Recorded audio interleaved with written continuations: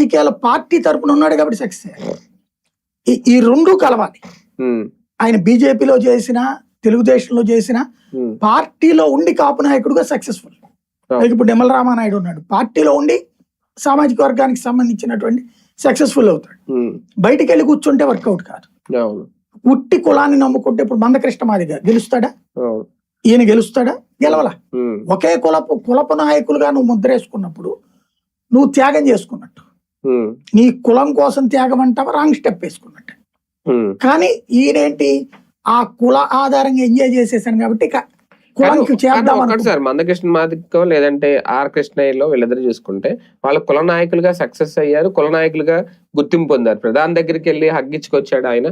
ఈయన కూడా రాజ్యసభకి పిలిచి మరీ రాజ్యసభని ఇచ్చే పరిస్థితికి ఈయన కూడా వచ్చారు. కానీ ముద్రగడ విషయంలో ఇందాక మీరు అన్నట్టు ఆయన మంత్రిగా ఉన్న, ఎమ్మెల్యేగా ఉన్న, ఎంపీగా చేసిన సక్సెస్ అయిన వ్యక్తి ఆయన పిలిస్తే అంతమంది వచ్చి తుని ఆ సభను సక్సెస్ చేసిన తర్వాత కులాన్ని ఈయన దూరం చేసుకుందా, కులానికి ఈయన దూరం అయ్యారా అనే ప్రశ్న ఒక్కసారిగా దూరం అయిపోయారు. కానీ ఆ ముద్ర అయితే అలాగే ఉంది. అంటే అక్కడ ఈ పార్టీ వల్ల వచ్చిన ప్రాబ్లమా లేదంటే కులానికే ఈయన నచ్చలేదా? పవన్ వల్ల వచ్చిన ప్రాబ్లం. ఇప్పుడు రెండు కత్తులు ఒక వరలో ఇవ్వడం అంటారు. అంతకు ముందు పవన్ కళ్యాణ్ ఆ కాన్సెప్ట్ కులాన్ని పక్కన పెట్టి రాజకీయం చేశాడు. అప్పుడు వర్కౌట్ కాల, అతనికి సక్సెస్ కాల.